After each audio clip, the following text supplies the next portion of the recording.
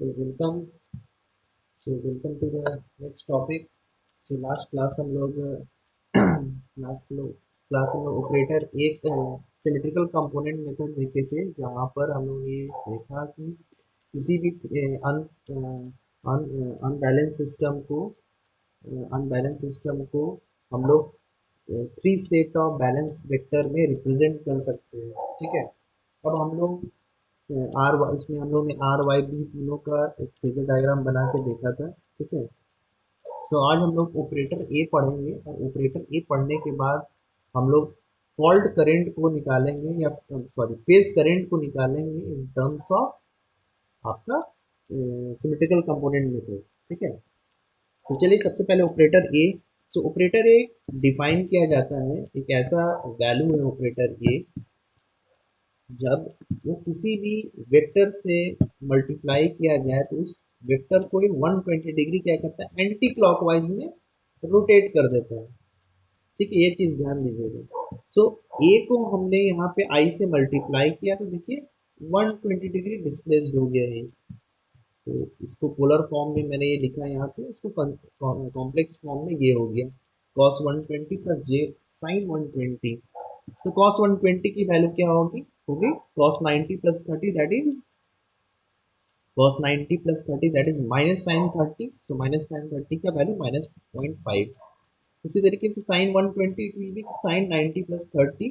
तो sine second quadrant में positive होगा, तो पॉजिटिव। और cos sine 90 plus 30 will be cos 30। So cos 30 का वैल्यू √3/2, जिसकी वैल्यू होती है 0.866। ठीक है।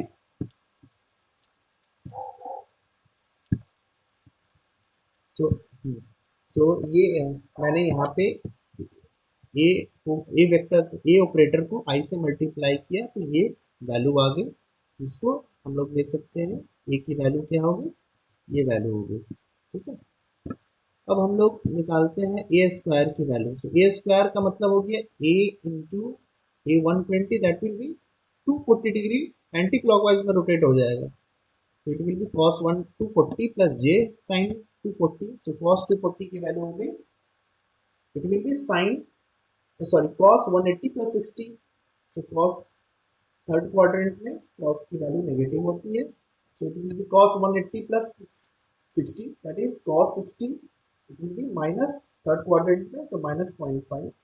उसी तरीके से साइन 250 हो गया साइन 180 प्लस 60। तो साइन की वैल्यू नेगेटिव होगी थर्ड क्वाड्रेंट में। सो साइन 60 की वैल्यू क्या होगी √3/2 इज 0.866। सो ए स्क्वायर की वैल्यू हो गई ये वैल्यू माइनस 0.5 माइनस जे 0.866। सो ए की वैल्यू और ए स्क्वायर की वैल्यू हमने निकाल ली। अब हम लोग चलिए इसको हम लोग निकालेंगे। अब हम लोग निकालेंगे ए क्यूब की वैल्यू।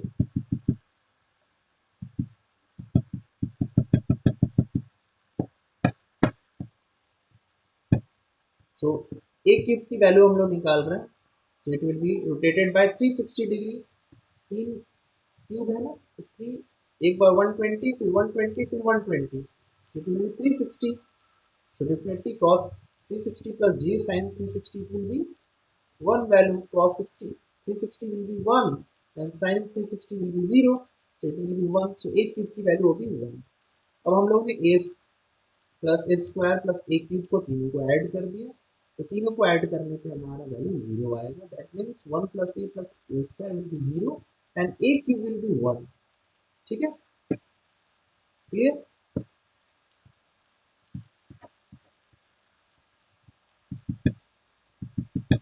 इन वैल्यूज को हमें याद रखना है, जो हमें आगे सिमेट्रिकल कंपोनेंट्स में जब हम लोग कैलकुलेशंस करेंगे ना, तो उस जगह पे ये हमें हेल्प करेगा समझने में।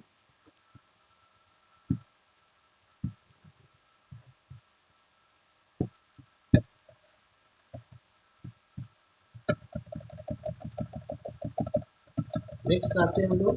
सो देखिए, अगर आप लोग इसको कैलकुलेट कर सकते हैं कॉपी पे, ए टू द पावर 4 को अगर कैलकुलेट करते हैं, उस केस में इसकी जो वैल्यू है वो ए के इक्वल आएगी। That means A to the power 4 will be equal to a. Similarly, a to the power 5 will be equal to a square, a to the power 6 will be equal to 1, and so on. A to the power 7 will be again equal to a to the power 8 will be again equal to a square, a to the power 9 will be again equal to 1. And this will go on like this. Okay. So with the help of this operator A, we will define और analyze the symmetrical component. ठीक है, so अभी हम लोग symmetrical component जो है, ये total 9 जो वैल्यूज हैं, इसको हम लोग पेज करंट के टर्म्स में निकालेंगे. ठीक है, एक चीज आप लोग ध्यान रखिएगा कि यहाँ पर here I have taken R as a reference vector. R phase को हम लोग रेफरेंस वेक्टर लिए. आप Y फेज और B फेज को भी ले सकते हैं, it will have no effect. ठीक है, मैंने स्टार्टिंग में जैसे बताया था, अभी मैं वही चीज बोल रहा हूँ. जो भी एजम्पशंस लीजिएगा उसको आप ध्यान रखिएगा और उसको थ्रूआउट द, जो भी आप समझ रहे हैं throughout the circuit, throughout the पूरा पेपर में उसको सेम रखिएगा, उसी चीज को अडॉप्ट करके चलिएगा. ठीक है, सो आर को मैंने यहाँ रेफरेंस लिया. बी और आप बी और वाई को भी ले सकते हैं, it have the same effect, सब सभी का वैल्यू का सेम आएगा. ठीक है, चलिए अब देखिए, इट इज क्वाइट इंटरेस्टिंग. ये आई आर था, जैसे मैंने पहले ये बी था, ये वाई वन था, इसमें देखिए आई, ये आर टू है, तो यहाँ बी टू हो गया. ठीक है, फिर यहाँ पे वाई टू हो गया. आप इसको पॉजिटिव मान सकते हैं, इसको भी नेगेटिव मान सकते हैं, कोई प्रॉब्लम नहीं है. मैंने इसको पॉजिटिव लिया है और इसको भी नेगेटिव लिया है, इसको जीरो लिया है. तो देखिए मैंने 120, मैंने बताया था ना 120 डिग्री एंटी क्लॉकवाइज में डिस्प्लेस कर रहे हैं, तो उसकी वैल्यू इस हो जाएगी. तो I R one I B one में क्या रिलेशन हुआ, a into I R one. इसी तरीके से फिर से ये 120 ए स्क्वायर हो गया. ठीक है, सेम चीज इधर है, 120 डिग्री रोटेट किए तो ए से मल्टीप्लाई किए, फिर 120 डिग्री रोटेट किए तो ए स्क्वायर से मल्टीप्लाई किए. तो ये बन गया हमारा positive negative and zero sequence में कोई फेज डिफरेंस नहीं है, तीनों एक फेज में है. इसलिए उसका नाम है zero phase component.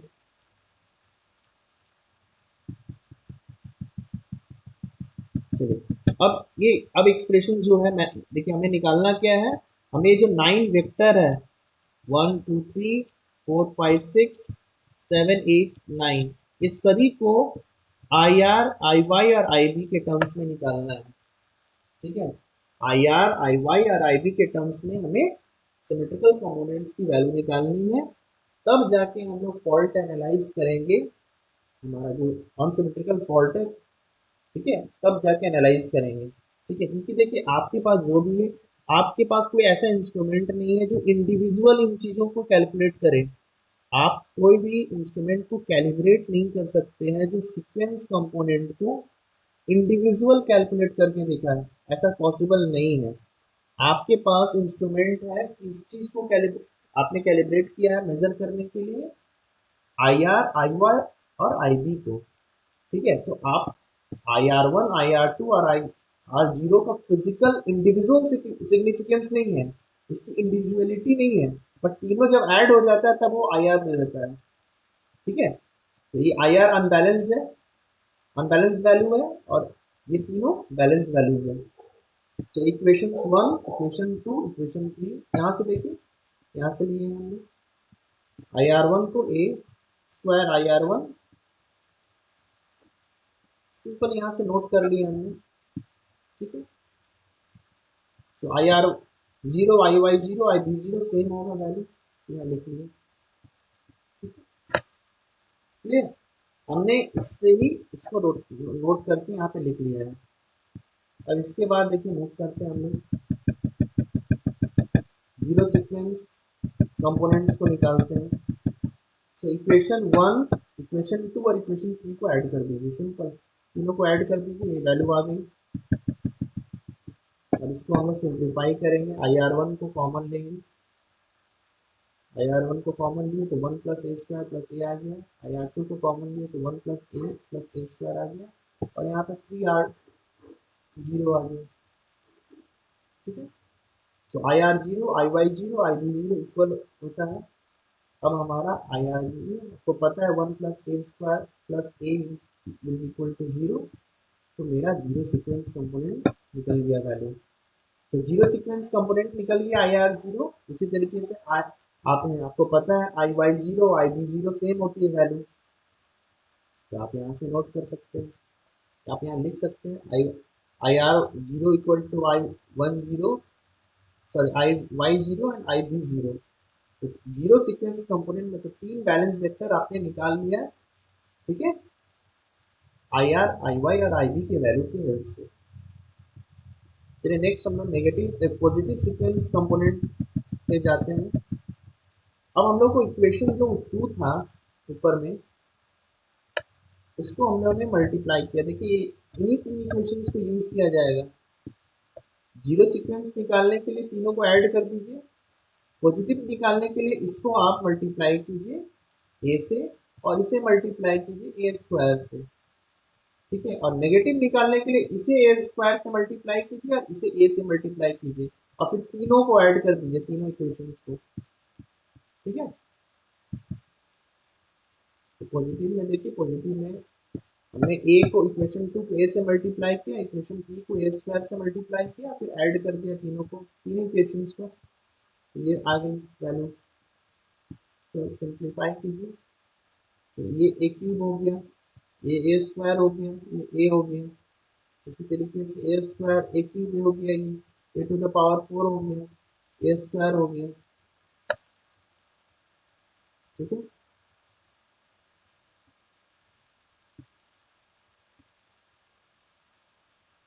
So A and A square A cube हो गया। सो ए क्यूब का वैल्यू 1 हो गया, और ए टू द पावर 4 का वैल्यू ए हो गया। तो यहाँ पे लिख लीजिए इस चीज को। तो देखिए ये तीनों को कॉमन लिए, ए क्यूब का वैल्यू 1, ए क्यूब का value 1, a to the power 4 का वैल्यू ए, है ना। यहाँ से यहाँ नोट कर लिए। चलिए अब इस तीन को, आई आर को, आई आर वन को कॉमन ले लिए, आई आर टू की वैल्यू जो है उसको कॉमन किए तो 1 + a² + a आया। आई आर जीरो को कॉमन किए तो 1 + a + a² आया। आपको पता है ये तीनों वैल्यू, इसकी वैल्यू जीरो होती है, तो आई आर जीरो और I R to cancel out होगी।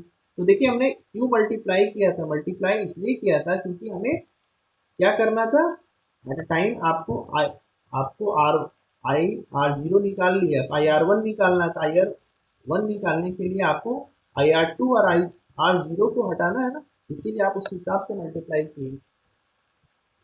सो अब यहाँ से आप आसानी से आई आर वन की वैल्यू निकाल सकते हैं। It is I I R, ठीक है। ये सिंपल ऑपरेटर, जब ए मल्टीप्लाई हो रहा वाई से तो इसका मतलब है वाई को 120 डिग्री एंटी क्लॉकवाइज में रोटेट कर दे रहा है, बस और कुछ नहीं, ठीक है। मैग्नीट्यूड उसका 1 होता है, बस ये 120 डिग्री डिस्प्लेस कर रहा है एंटी क्लॉकवाइज में। Yes, this you must note. तो मेरा पॉजिटिव सीक्वेंस कंपोनेंट निकल गया।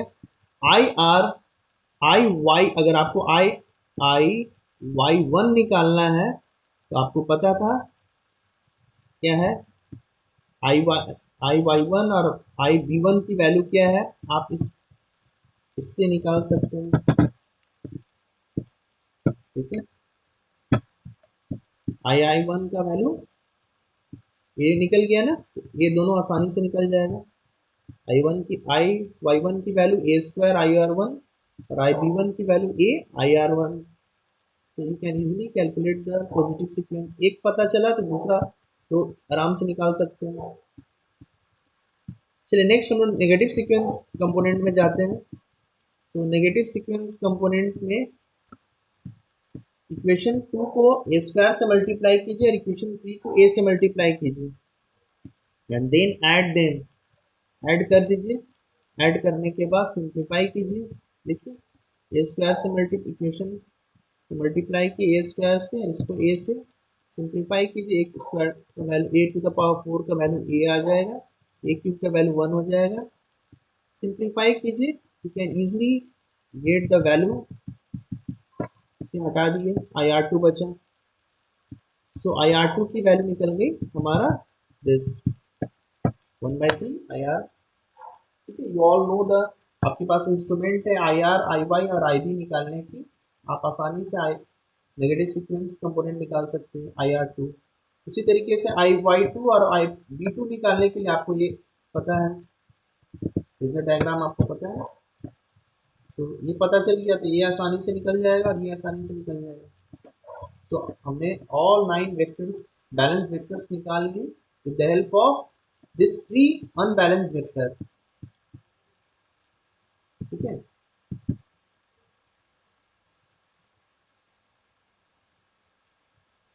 चलिए नेक्स्ट इसमें हम एक न्यूमेरिकल देख लेते हैं, फिर I close।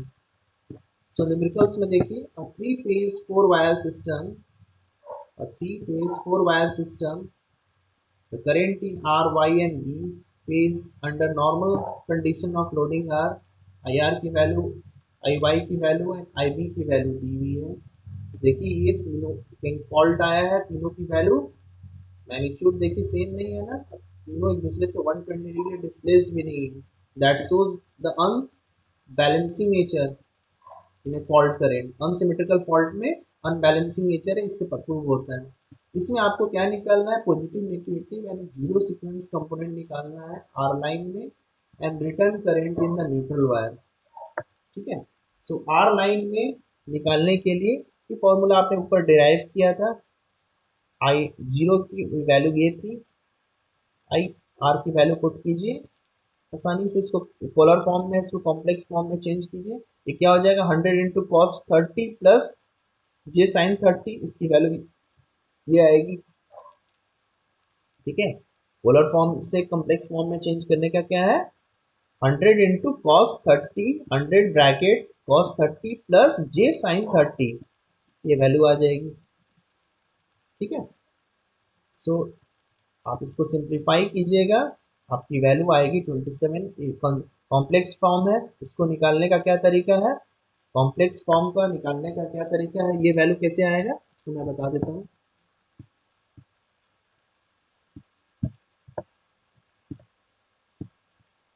इसकी वैल्यू कॉम्प्लेक्स से पोलर फॉर्म में चेंज करने के का तरीका है रूट 27.2 स्क्वायर प्लस,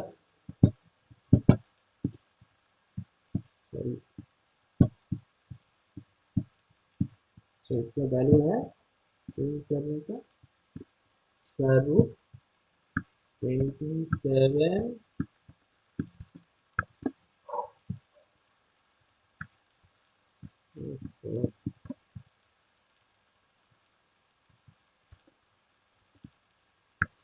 .2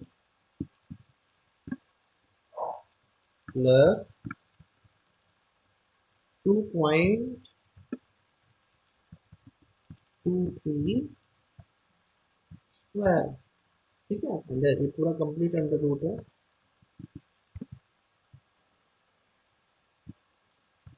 ठीक है, सो इसको आप कैलकुलेट कीजिएगा तो 27.29 आएगी। और ये वैल्यू निकालने के लिए क्या है, this is an angle, so phi, phi की वैल्यू क्या होगी, दैट इज अ 4.68, जो एंगल है दैट इज अ फाई, इसकी वैल्यू क्या हो जाएगी, इक्वल टू tan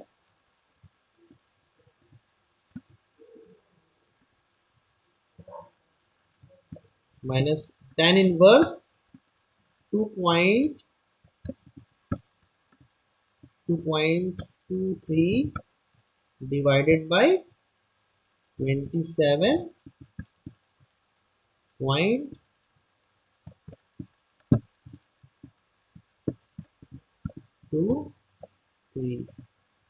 ठीक है, 27.2 है, स्पेस नॉट 3। सो इसे निकालने का कॉम्प्लेक्स से पोलर फॉर्म में निकालने का तरीका। उसी तरीके